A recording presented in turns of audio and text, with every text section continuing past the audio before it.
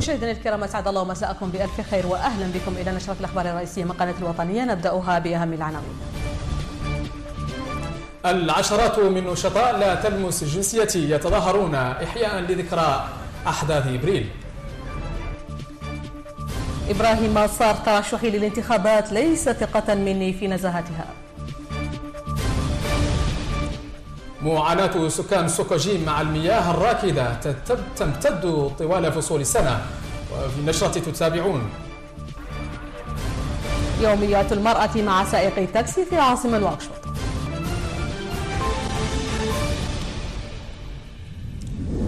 أهلا بكم.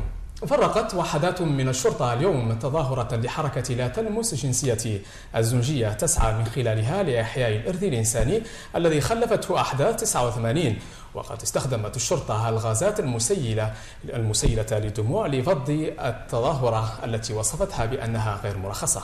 وكانت هذه الأحداث قد شهدت العديد من المحاولات الهادفة إلى امتصاص تلك الأزمة التي مر عليها الآن ما يناهز 24 سنة، بدءا بنظام ولد الطايع الذي مد جسورا سرية مع حركة فلام وممثلين عن اللاجئين في السنغال ومالي، ومرورا بنظام سيدي ولي الشيخ عبد الله الذي وصفت محاولته بالجادة، وصولا إلى نظام ولي عبد العزيز حيث عاد الكثير من هؤلاء اللاجئين وأقيمت صلاة الغائب على أرواح من قتلوا، كما تم تعويض ودمج من طردوا من وظائفهم.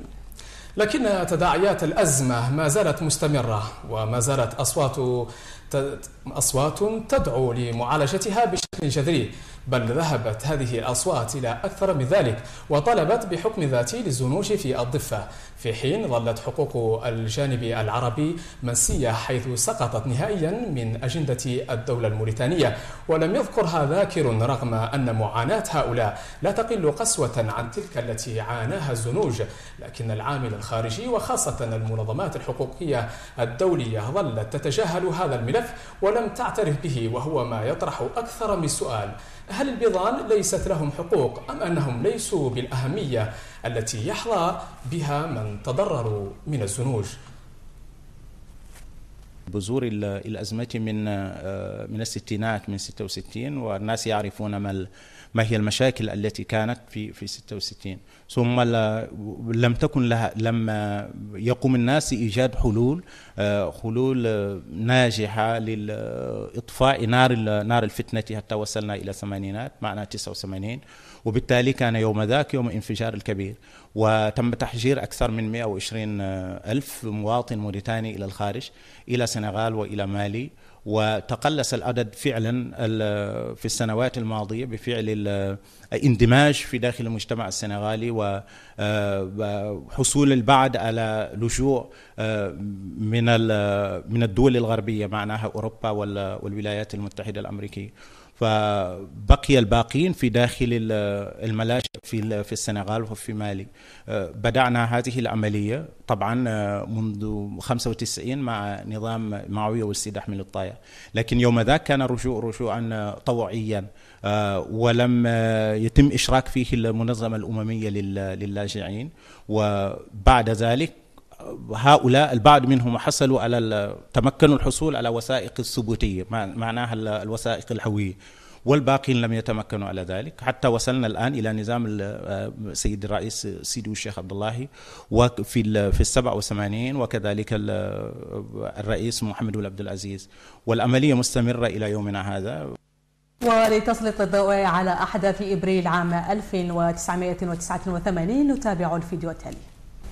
الحديث عن أحداث إبريل الدامية بين موريتانيا والسنغال حديث ذو شجون، فلم تخلو العلاقات بين هذين البلدين الجارين منذ حصولهما على الاستقلال في عام 1960 من أسباب للاختلاف، بسبب ما يسببه تجاور المزارعين السنغاليين والرعاة الموريتانيين من صعوبات، غير أن حكومات البلدين ظلت تهتم بإبعاد أي حادث قد يطرأ في هذا الصدد عن الأضواء الإعلامية، ساعية بسرعة وسرية لاحتوائه في مهده من خلال اتصالات ثنائية هادئة، إلى أن كانت أحداث إبريل الدامية عكس الاعتقاد السائد، فلم تكن الأزمة الموريتانية السنغالية مفاجئة، فمنذ عام 1987 وبوادر هبوب العاصفة الهوجاء تلوح في الأفق بشكل مضطرد، بدءا باحتدام المشكلة العرقية في موريتانيا والتعاطف الذي وجده التيار القومي الزنجي في السنغال إلى إقدام الحكومة الموريتانية على نزع حيازات بعض الأراضي في أكتوبر 1988 من زنوج كانوا يستغلونها على ضفاف نهر السنغال، إلى الموقف الذي اتخذته السنغال في نوفمبر 1988 إزاء انتجاع قطعان مواشي الرعاة الموريتانيين في الأراضي السنغالية، والضغوطات التي صار كل جانب يمارسها على حركة التبادل التجاري وعلى حركة المواطنين بين البلدين. يرجع الكتاب الأبيض السنغالي الخطوات التمهيدية للأزمة إلى عام 1985، في حين يرجعها الكتاب الأبيض الموريتاني إلى العام 1986، بيد أن الرئيس الموريتاني الأسبق معاوية ولد سيد أحمد للطايع حدد في حديث له نقطة البدء بالعام 1981. انفجرت الأزمة بفعل حادث حدودي وقع في 9 أبريل في العام 1989 بين مزارعي قرية جلوار السنغالية ورعاة قرية سونوكو السنغالية، أدى إلى سقوط قتيلين 2 من السنغاليين وسقوط عدد من الجرحى واحتجاز 13 آخرين في موريتانيا لمدة 24 ساعة. وعدا هذه الوقائع تختلف روايات كل طرف عن أسباب الحادث والبادئ فيه والأطراف الضالعة فيه. استطاع حادث جالوار سونوكو أن يفجر نزاعا بين بلدين جارين في سابقة في تاريخ علاقاتهما الضاربة جذورها في أعماق التاريخ، وقد تعددت أبعاد الأزمة: تحركات شعبية عدائية واسعة النطاق، وخسائر مادية وبشرية بالغة، وطرد لجاليات البلدين، ونشوب أزمة ظاهرة اللاجئين والمبعدين، ومواجهات مباشرة بين الحكومتين، وطرح مسألة حدودية جديدة في القارة الإفريقية، وشن حرب إعلامية شعواء، ووقوع أعمال عنف بين أهالي وقوات الدولتين، ومطالبات بحقوق عرقية. اندلعت شرارة أعمال شغب في مدينة باكيل في 10 أبريل، ولم تهدأ شرارة العنف رغم تدخل القوات الأمنية إلا في 12 من نفس الشهر، وبعد تحطيم متاجر الموريتانيين فيها وترحيلهم. ثم نشبت أعمال عنف أخرى في ماتام وأوروسوجي في 16 من أبريل. لم يتمكن اتفاق وزيري داخلية البلدين في 19 من نفس الشهر من تطويق الصراع، كما لم تتمكن من ذلك لجنة التحقيق المشتركة التي باشرت عملها في 22 من أبريل. امتدت موجة العنف الأولى من 22 إلى 26 من نفس الشهر في العام 1989 في السنغال، وتسببت في أضرار مادية وبشرية للجالية الموريتانية هناك. أما الموجة الثانية فبدأت في موريتانيا في 24 من أبريل، تم استهداف الجالية السنغالية فأسفرت عن خسائر كبيرة في الأنفس السنغالية.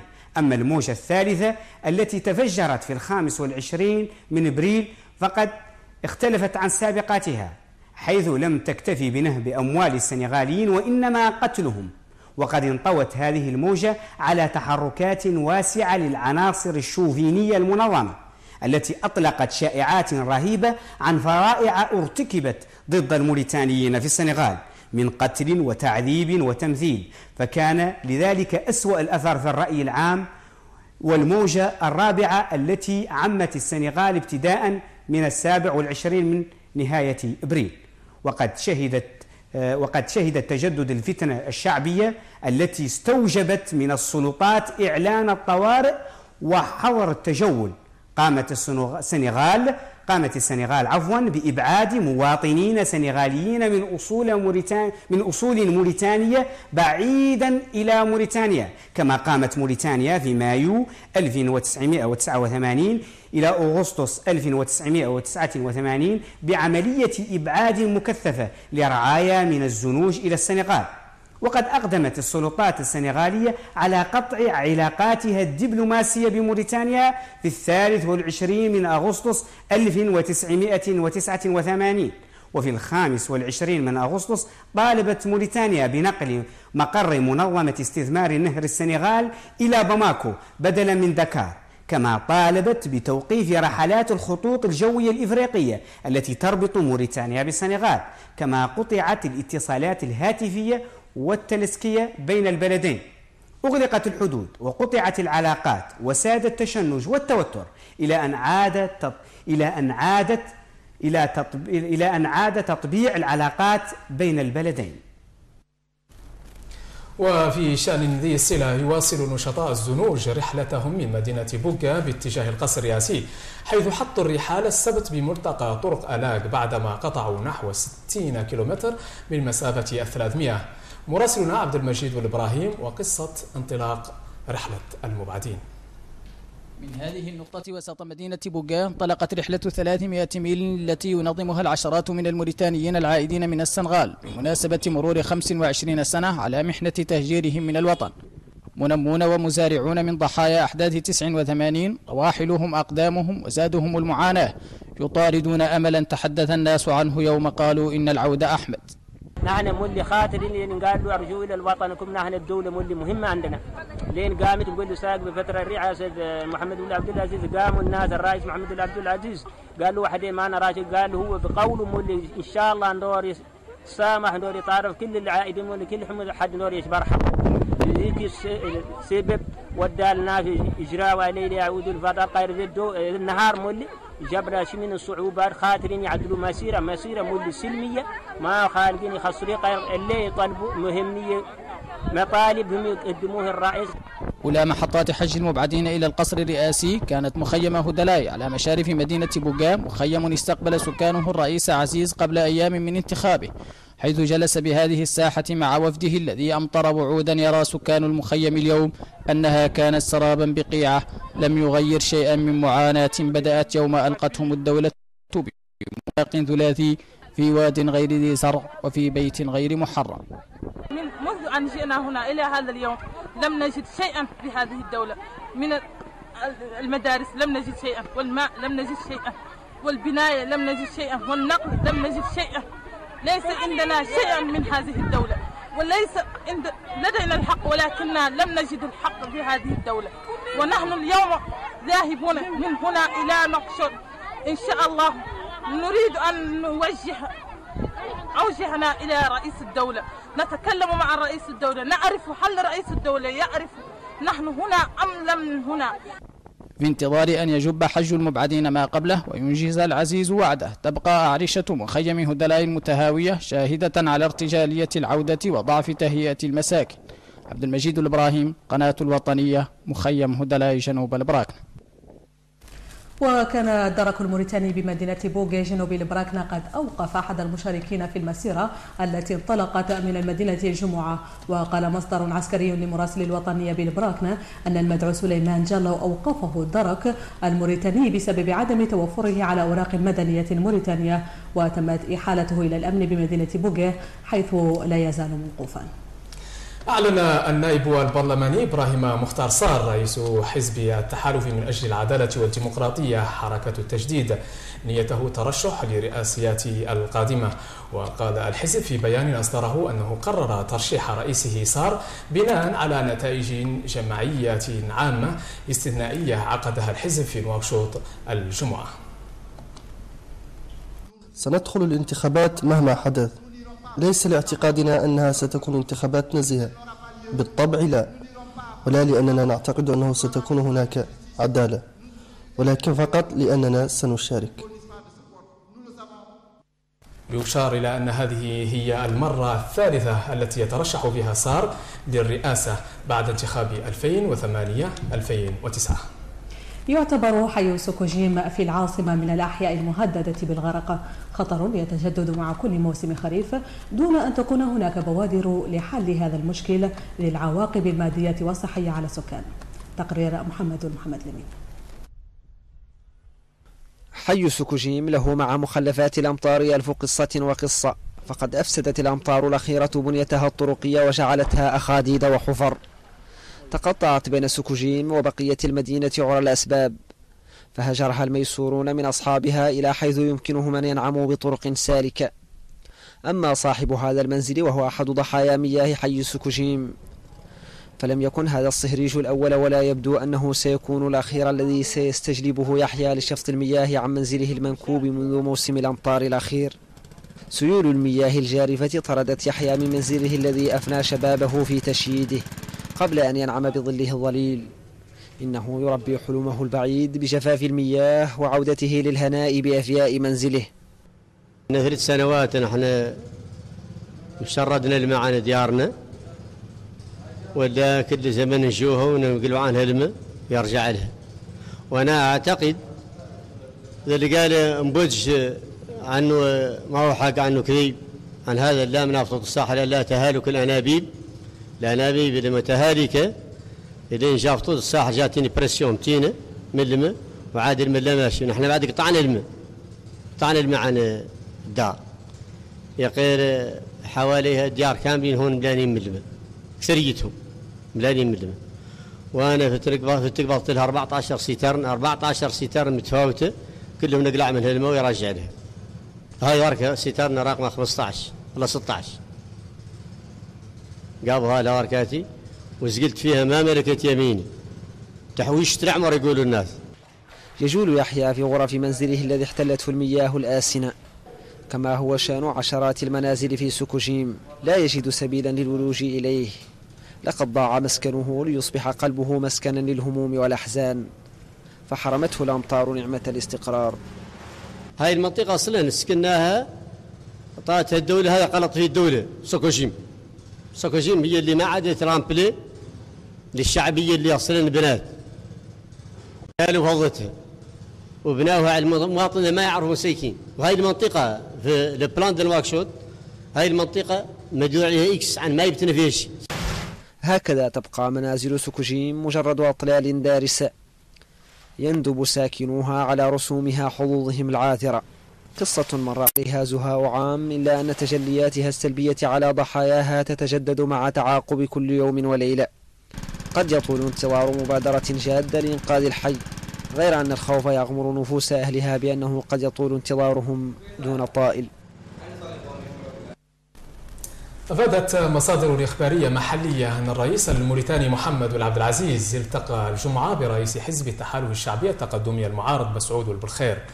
ووصفت المصادر اللقاء المطول الذي خصص بشكل كبير لمناقشة العقبة التي تقف في وجه الحوار بين الأطراف السياسية، وأكد الطرفان على ضرورة العودة للحوار وأهمية التوصل لنتائج ملموسة تفضي لمشاركة جميع الأطراف السياسية في الانتخابات الرئاسية المقبلة. أصدر عمال شركة ميرسك موريتانيا بيانا أعلنوا من خلاله دخولهم في إضراب مفتوح عن العمل منذ الأمس، وذلك بعد انقضاء فترة الإخطار الذي تم إيداعه من طرف مناديب العمال قبل أسبوعين دون التوصل لاتفاق يلبي المطالب العمالية، والتي من ضمنها زيادة معتبرة للأجور واحترام مبدأ المساواة في الأجور عند تساوي العمل وتعويض الإجازة وتسديد علاوات المادة 40 من الاتفاقية الجماعية للشغل واستفادة العمال من برامج التكوين. وحسب البيان فقد عمدت إدارة الشركة إلى استجلاب عمال أجانب ليحلوا محل العمال الموريتانيين المضربين في تحدي سافر للقوانين المعمول بها في البلد على حد وصف البيان. في موريتانيا، واعتبر القائمون على الورشة أن هذا النوع من الورشات يعد إحدى آليات الحكم الرشيد لمتابعة البرامج الحكومية وتصحيح مسارها. هذه الورشة كانت تدور حول المتابعة والتقييم. كيف تعرفوا المتابعة والتقييم آلية أساسية في الحكم الرشيد، لابد من يعودوا البرامج العمومية لابد لما تقيس نعرف إذا كان هذه البرامج كان حققت أهدافها لا حققته من كان حققته في 50% ولا 70% ولا 80%. ما يلا يعود برنامج لين يعدل لا ينطل ملف ويخلى ماشي لا بد من دائما فهم مقياس يعدل لهذه دونك البرامج العمومية. وهذا المال العمومي لا بد من نعرف هو من يصد منظر كان هذا البرنامج ماشي في اتجاه صحيح منظر كان ما هو ماشي فيه منظر كان هذا المسلك التالب لا يعقب يجيبه للهدف المنشود. كان ذلك مرشا تهدف لمتابعة وتقييم السياسات التنموية نظمت من طرف الجمعية الإفريقية للتقويم بالمركز الإفريقي. أما الآن مشاهدينا الكرام فإلى جديد الرياضة مع محمد مصطفى.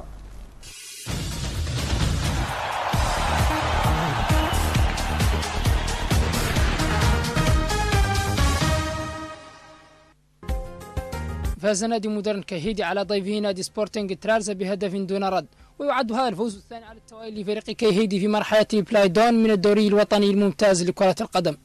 وفي السياق نفسه تمكن نادي تشكجة من التغلب على فريق الحرس الوطني بملعب المرحوم الشيخ نور البيدية بهدفين لهدف في إطار الجولة الثانية من مرحلة بلايدون.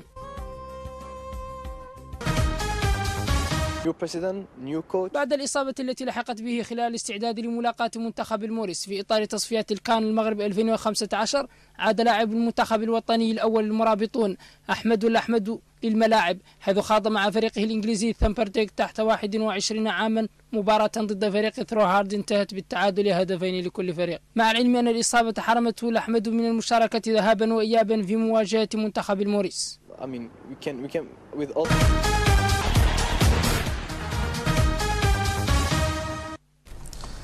رغم سعي سائقين في نواكشوط إلى تحصيل عدد كبير من الركاب إلا أنهم مع ذلك ينتقون الركاب طبقا لمصالحهم الخاصة، حيث يلاحظ كثيرا تهميش السائقين للمرأة وتوخيهم الحذر من إيصالها لما يعتقده فيها الناقلون من عراقيل قد يخسرون فيها أكثر مما سيربحون. تفاصيل في التقرير التالي.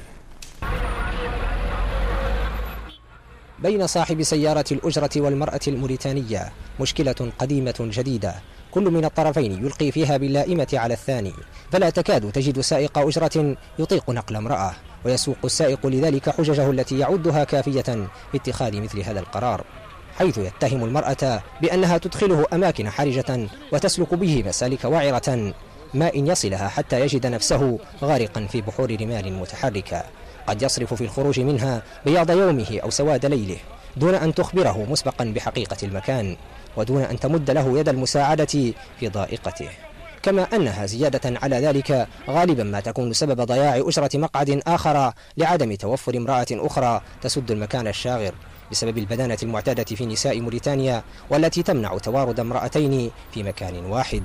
أما إذا وجد رجل يشغل المقعد الفارغ فستتحرك فيها نوازع الورع والتقوى لتعرض بحجة عدم المحرمية. تعرف البيت واحدة ضارة بي شوت واحدة تقلق لك بلاصة تقبل واحدة بلاصة واحدة تعزمنا ما يقابل بلاصتين وانت مالك ترى مرة وتجيرها معها بين الرجال عاد اكثر الحمد لله والله الحمد من العليات فاهموا وهي ما يقابل تخلص بلاصتين وتود ذيك نقطة فاهموا وثانية تقول لك فيري بيا تستطيع انك تفيري بها وتتوافق معاها انها شوي العليات قالوا هم نحن نقول لها شوي العليات فاهم وهي هيك شوي لا تضرك تمشي بك الى بلاد ما يوفى. المرأة أيضا ترى أن السائق لا يرضي لحالها فهو لا يفتأ يغمطها حقها لتدفع الثمن المادي والمعنوي معا، والسائقون هم من لا يراعي الطاقة الاستيعابية للسيارة فهو يحشر الركاب فيها حشرا، ولأن المرأة لا تطيق ذلك فهو يتجاهلها كلما مر بها لأنه لا يسعى لغير جني الربح ولا شيء غير الربح. والله اللي ركبوا ست رواقش حتى أربعة اللورة وهنتين لقدام مدارين بعد من التاكسيات يركبوا معنا عليات أكبر من تريد واحدة مخلصة فضلتها وهي اللي يركب على نص تجري هلا تجر زرها ولا تزر شاكلتها ولا تجر شيء أخرى منها. سمعت والله أنا مدارين منهم حتى وشاكين ومادي منهم. امرأة لا تكاد تخطو حتى تنبهر أنفاسها بسبب سمنة اعتبرتها جمالا فكانت عليها وبالا، وسائق لا يكترث لغير ما ستجنيه محفظته فلا هو يقيم ضلعه الأعوج ولا هو يرفق بالقوارير، وبين هذا وذاك تعاني المرأة الموريتانية ضعف ما يعانيه الرجل في أزمة نقله. أتمنى لا تكون دالة متضررة. أنا فقط أدعو جميع سائقي الأجرة لفتح صفحة جديدة مع النساء. وبالتاكسي نعود لنذكر بأبرز العناوين. العشرات من نشطاء إلى المجلسية يتظاهرون إحياء لذكرى أحداث إبريل. إبراهيم مسار: ترشحي للانتخابات ليس ثقة مني في نزاهتها. معاناة سكان سوكوجيم مع المياه الراكدة تمتد طوال فصول السنة. وفي النشرة تابعتم يوميات المرأة مع سائق تاكسي في العاصمة نواكشوط.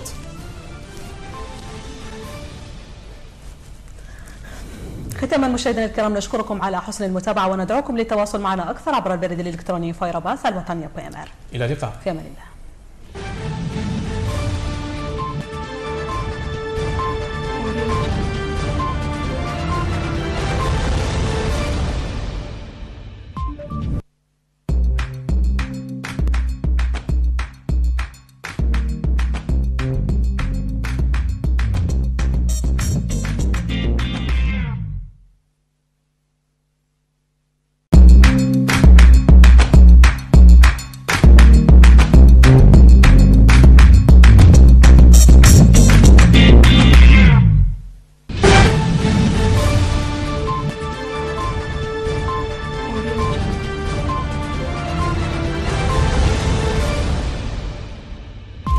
Mesdames et messieurs, bonsoir et merci de nous rejoindre pour cette nouvelle édition. Les titres. Ce samedi 26 avril, commémoration du 25e anniversaire des douloureux événements de 1989. Une marche organisée par la TPMN enrayée par les forces de l'ordre. L'indépendance de l'Azawad au nord du Mali est une chimère, dixit Mohamed Ould Abdelaziz. Bonsoir et bienvenue. Nous ouvrons ce journal avec la commémoration de l'anniversaire des événements de 1989. Hier, un communiqué du FNDU faisait état d'un lourd passif humanitaire qui menace l'unité plutôt et la cohésion sociale de la Mauritanie. Selon ce même communiqué, les événements tragiques de 1989 ont engendré des victimes, des droits ont été bafoués, des biens spoliés, provoquant un traumatisme pour les cœurs et les esprits. Reportage de Mohamed Yahya Ould Abdelwadoud. En cette triste occasion, Mamadou Sarr, secrétaire général du FONAD, le Forum national des droits de l'homme, considère que des avancées ont été faites, mais que des choses restent à faire, surtout en ce qui concerne les droits civiques, l'état civil, l'enrôlement. Depuis hier, donc le 25, une caravane de marcheurs a quitté Bogué. Aujourd'hui, cette caravane était au niveau du carrefour d'Alek. Pourquoi cette caravane? C'est pour que tous les Mauritaniens comprennent leur situation difficile. Et c'est dans ce cadre que je lance un appel parce que c'est des personnes démunies et vous savez qu'il fait extrêmement chaud et ont besoin de toute aide pouvant leur permettre d'arriver à Nouakchott dans les bonnes conditions. En tout cas, c'est un message que je lance à l'ensemble du peuple mauritanien. Toujours dans ce cadre, une marche a été organisée de Bogué à Nouakchott visant à sensibiliser l'opinion nationale et les pouvoirs publics afin de prendre les mesures idoines pour la solution définitive de cet épineux dossier. Ibrahim Assou, professeur en théologie, revient sur les objectifs de cette marche. Alors, le problème le plus grave aujourd'hui, c'est le problème d'enrôlement, c'est le problème de recensement de ces gens-là qui sont revenus chez eux, qui ont refusé de rester là-bas, ils préfèrent revenir chez eux et ils sont encore refusés chez eux-mêmes, dans les campements de réfugiés jusqu'à aujourd'hui. Alors qu'ils ne sont pas recensés. Tu peux trouver des campements, donc c'est 3-4 personnes qui sont recensées dans les 100 personnes. Par exemple, comme Tachot de Maodo, comme on le dit, dans la Moukata de Magama, région de Gorgol. Tu peux trouver, par exemple, certains campements dont on a beaucoup recensé, des gens qui sont revenus 2007-2008, mais leurs enfants, jusqu'à présent, ils ne sont pas recensés. Même ceux qui ont l'âge d'aller à l'école et tout, ils ne sont pas recensés, ils ont des problèmes-là. Selon Ibrahim Assou, la commémoration de cette journée vise à rappeler aux Mauritaniens, quelle que soit leur couleur, la nécessité d'un effort commun pour consolider l'unité nationale. a organisé une marche ce matin qui, selon un communiqué remis à Al-Wataniya, devait avoir lieu à partir du comptoir américain jusqu'à la présidence. Selon le communiqué, TPMN a été victime d'une brutalité sans précédent par les forces de l'ordre.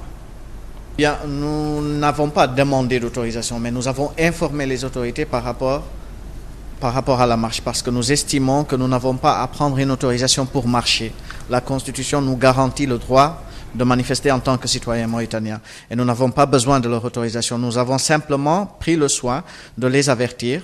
Donc nous les avons informés et ils nous ont dit quand même qu'ils interdisaient la marche et nous tenions en fait à exercer notre droit. El Al-Hassan, déjà président du TPMN, a cependant affirmé que le mouvement n'avait pas reçu d'autorisation pour manifester, tout en considérant que la Constitution mauritanienne leur garantissait le droit de manifester pacifiquement. Bien, nous n'avons pas demandé d'autorisation, mais nous avons informé les autorités par rapport à la marche, parce que nous estimons que nous n'avons pas à prendre une autorisation pour marcher. La Constitution nous garantit le droit de manifester en tant que citoyens mauritaniens. Et nous n'avons pas besoin de leur autorisation. Nous avons simplement pris le soin de les avertir. Donc nous les avons informés et ils nous ont dit quand même qu'ils interdisaient la marche et nous tenions en fait à exercer notre droit. Un groupe d'une centaine d'ex-réfugiés mauritaniens rapatriés du Sénégal a quitté vendredi Bogué pour une marche vers Nouakchott. Tout au long du parcours, les rangs de ce groupe devraient grossir grâce à l'arrivée d'autres marcheurs au niveau de différentes étapes du parcours. Cette manifestation est organisée par l'Association des rapatriés mauritaniens du Sénégal, ARMS. Elle vise à protester contre les conditions de vie et d'habitat de ces anciens réfugiés qui vivent selon l'AMRS dans la misère et sous des hangars depuis leur retour en Mauritanie. L'association accuse les autorités de n'avoir tenu aucune des multiples promesses faites au moment du retour. Environ 25 000 ex-réfugiés mauritaniens ont été rapatriés du Sénégal entre le 28 janvier 2008 et le 31 mars 2012 sur la base d'un accord tripartite signé entre les gouvernements de Mauritanie, du Sénégal et le Haut Commissariat aux réfugiés des Nations Unies, HCR. Le président mauritanien interviewé par le Figaro a déclaré que l'indépendance de l'Azawad au nord du Mali est une chimère. Mohamed Ould Abdelaziz a renouvelé son attachement à l'intégrité territoriale du Mali. La solution ne peut être recherchée et trouvée que par les Maliens, a-t-il déclaré. Le président Ould Abdelaziz a toutefois précisé que toute action menée contre le terrorisme ne peut réussir sans rendre les populations locales acteurs de ce combat. De la tragédie à l'impact, c'est sous ce thème que s'était tenue au mois de mars dernier à Yaoundé la conférence sur le développement des capacités évaluatives et le renforcement des capacités pour les résultats efficients en Afrique. Pour pérenniser l'initiative en Mauritanie, l'association mauritanienne de suivi et évaluation a organisé aujourd'hui une assise d'échange sur le sujet. Fofana Issa nous en dit plus. Inculquer la culture de l'évaluation dans les politiques de développement en Afrique, tout en favorisant le développement du réseautage, le partage des connaissances et d'expériences avec tous les participants, car l'évaluation permet de savoir si ce qui est fait actuellement est bien fait en rapport à nos besoins, d'identifier ce qui ne marche pas et les raisons associées, de reprogrammer éventuellement l'exécution de ce qui n'a pas marché, tout en développant les projets futurs avec l'évolution de notre cadre de vie. Pour cela, il faut une prise de conscience des pouvoirs publics sur la nécessité de promouvoir le contrôle des ressources publiques pour plus de transparence budgétaire par la mise en place d'organes de contrôle, mais aussi une prise de conscience de la société civile sur la nécessité d'exiger plus de redevabilité et d'exercer un contrôle citoyen. Ce qui nous permettra de cerner tout au moins ceux qui en ont la charge, l'évolution des cadres de développement, notamment les objectifs du millénaire pour le développement OMD et les stratégies de réduction de la pauvreté qui placent les démarches d'évaluation au cœur des politiques publiques et de leur pilotage stratégique. Un atelier dans ce sens s'est tenu ce samedi au Centre africain des conférences de Nouakchott à l'initiative de l'Association mauritanienne de suivi et d'évaluation. Pour les citoyens lambda, cela pourrait paraître trop technique, raison pour laquelle nous avons demandé à 2 participants experts en la matière de se vertir à nous démystifier un tant soit peu ce qui constitue aujourd'hui, il faut l'avouer, une discipline à part entière dans notre politique de développement durable. En fait, pour tout citoyen, tout profane, dans évaluer, il y a le mot valeur. Quelle est la valeur de quelque chose? Ça peut être son prix, n'est-ce pas? Alors quand on parle d'évaluation, c'est essayer de connaître la valeur d'une action qui a été posée, d'un projet, d'un programme. Autrement dit, dans quelle mesure ce qu'on voulait atteindre comme résultat a été atteint. Donc l'évaluation nous permet de vérifier si nous avons ou non atteint les résultats escomptés dans une action déterminée. Autrement dit, quelle a été la valeur de l'action que nous avons menée. En effet, l'évaluation se distingue des autres techniques d'appréciation de la, on va dire, de la gestion de l'espace public par sa démarche qui se veut systématique, qui se veut organisée et qui se veut également, on va dire, démocratique. Parce que le but de l'évaluation, on peut dire qu'il y a deux objectifs visés et qui sont complémentaires mais qui se confondent pas. Le premier, c'est d'apprendre de ce qui a été fait, donc de revisiter un peu l'action publique. Vous avez posé la question tout à l'heure, public seulement, pas seulement, même privé, mais en fait, c'est l'action publique qui nous intéresse parce que pour ce qui concerne le privé, chacun évalue chez soi et puis on peut dire que les effets restent dans le secteur privé. Mais lorsqu'on est maintenant sur la place publique, vous savez, les actions publiques ont des implications sur l'ensemble des acteurs publics, l'ensemble des citoyens. Et en ce moment, il est important que toute action publique puisse être interrogée, donc au regard de comment il se fait et qu'est-ce qu'il est arrivé à réaliser. Donc je disais... C'est donc, reconnaissons-le, un enjeu de gouvernance démocratique qui doit optimiser la gestion des capacités institutionnelles, le respect des droits de l'homme, des libertés fondamentales et surtout le dialogue entre toutes les catégories d'acteurs de la société. Discuter des questions pratiques de politique économique concernant l'agenda de développement et le paysage du renforcement des capacités en Afrique, c'est le but des travaux de la deuxième session de l'Assemblée générale des instituts d'analyse de politique économique qui ont démarré vendredi à Nouakchott et à laquelle ont pris part 20 pays. Cette session est organisée par le Centre mauritanien d'analyse de politique du ministère des Affaires économiques et du développement, CEMAP, en collaboration avec la Fondation pour le renforcement des capacités en Afrique, ACBF. Il s'agit de discuter et d'échanger sur les questions pertinentes d'élaboration des politiques économiques en Afrique. À quelques 3 mois de la période hivernale, certains habitants et propriétaires des maisons de la Socogim PS désespèrent de récupérer leur logement qu'ils avaient abandonné. L'eau est toujours présente en dépit parfois d'immenses moyens engagés par les habitants eux-mêmes pour en venir au bout. Un reportage de Fofana Issa. La Socogim PS, quartier phare des années 80, est la proie d'inondations qui la rend inhabituelle depuis bien longtemps. Les eaux, conjuguées des pluies hivernales et de la nappe souterraine qui remonte, ont fini de prendre possession de bien des demeures et semblent s'installer pour la durée. L'optimisme qu'avaient certains propriétaires des habitations inondées commence à s'évanouir à l'orée des pluies qui s'annoncent déjà. Les propriétaires sont même en passe de baisser les bras, découragés par les efforts répétés et vains qu'ils ont mis en route pour rendre leur maison habitable. En effet, l'eau est toujours là et semble à chaque tentative des propriétaires pour la mettre dehors revenir avec force comme pour les narguer. Un propriétaire désespéré raconte: Cela fait maintenant 3 ans que je n'habite pas ma maison, l'eau me l'a arraché. J'ai tout essayé désespérément. À chaque fois que l'on arrive un peu à diminuer le volume d'eau dans le salon et les chambres, nous sommes étonnés le lendemain de constater qu'il a doublé. Face à cette situation, nous avons engagé les gros moyens en mettant à contribution les camions-citernes. Pour rien, si ce n'est que sortir de l'argent pour un faible espoir qui s'évanouit avec la lumière du jour qui s'élève. Le désespoir donc de ce propriétaire est manifeste. Il met en évidence son impuissance et celle de bon nombre d'habitants et de propriétaires chassés par les eaux, face à un phénomène qui nécessite des moyens beaucoup plus importants que ceux qu'ils ont mis jusque-là pour rendre leur demeure habitable.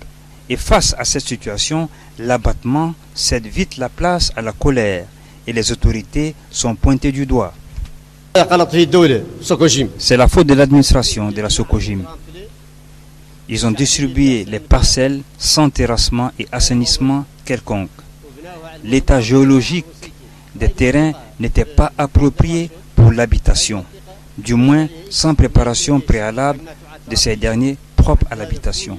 Et encore, la SN2 nous a menti sur toute la ligne, à propos de certains tuyaux défectueux qui seraient à l'origine de cette inondation du quartier. Sur conseil de la société, nous avons coupé l'eau, mais elle est toujours là et reprend même de l'ardeur comme pour démentir le diagnostic de la SN2. Nous sommes toujours inondés et nos voisins avec nous. Les habitants et propriétaires de la Sokojim PS ne sont pas au bout de leurs peines et souffrances, loin de là. Elles seront même exacerbées par les prochaines pluies qui vont bientôt tomber. Et dans leur combat inégal face à la nature, leur aura au moins servi à quelque chose, déterminer avec exactitude la première cause de leur malheur. Les femmes et les taximans, c'est une vieille querelle. Chacun jette son dévolu sur l'autre pour plusieurs raisons. Une guéguerre qui en dit long sur la situation précaire des chauffeurs de l'informel et celle des femmes en Mauritanie. Retour à Mohamed Yahya ou Abdel Wadoud.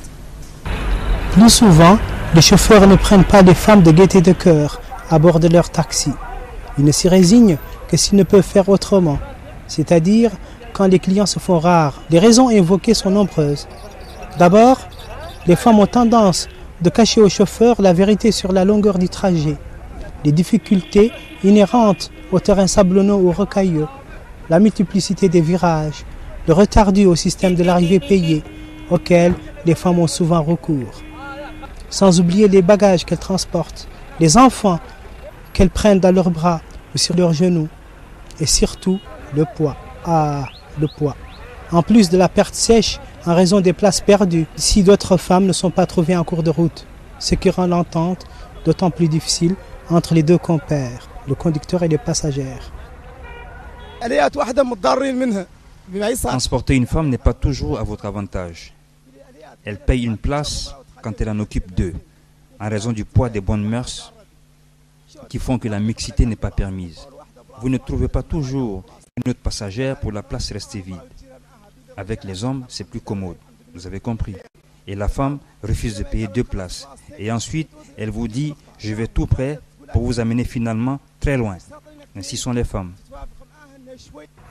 La femme, quant à elle, estime que le chauffeur n'a aucune considération à son égard. Malmenée par moult difficultés, elle doit en plus en payer le prix, au propre comme au figuré, subir en silence.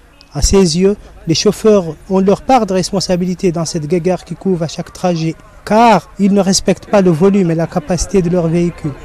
Attirés par le gain, les chauffeurs ont la mauvaise manie de les ignorer superbement, ce qui les expose à tous les dangers. Les chauffeurs de taxi prennent 6 personnes, 2 à l'avant et 4 à l'arrière. Des fois, ils prennent des femmes plutôt obèses qui nous écrasent carrément, mais c'est impossible ça. Résultat, nous rentrons chez nous complètement meurtris. L'affaire concerne les femmes obèses, pas toutes les femmes. Nous aussi, nous nous plaignons. Enfin, d'un côté, des chauffeurs débrouillards qui triment pour joindre les deux bouts. De l'autre, des femmes qui ne sont pas toujours compréhensives à leur égard. Mais le taxi habituellement Radio Cancan, lieu de tous les commérages, constitue l'endroit privilégié pour jeter son dévolu, y compris sur les maîtres à bord ou les voisines. La curiosité et la nature bavarde des Mauritaniens et leur amour. On termine juste avant de le quitter, le rappel du titre. Ce samedi 26 avril, commémoration du 25e anniversaire des douloureux événements de 1989. Une marche organisée par la TPNM enrayée par les forces de l'ordre.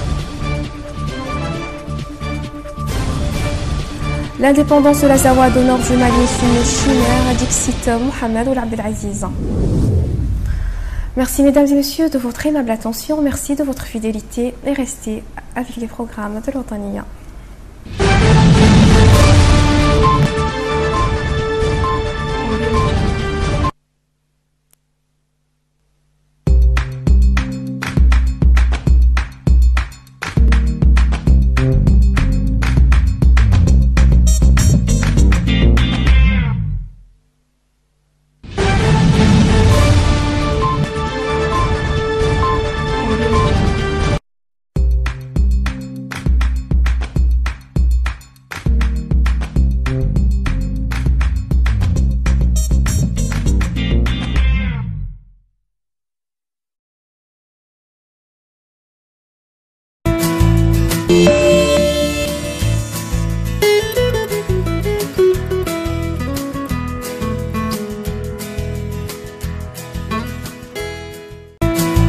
Afrique.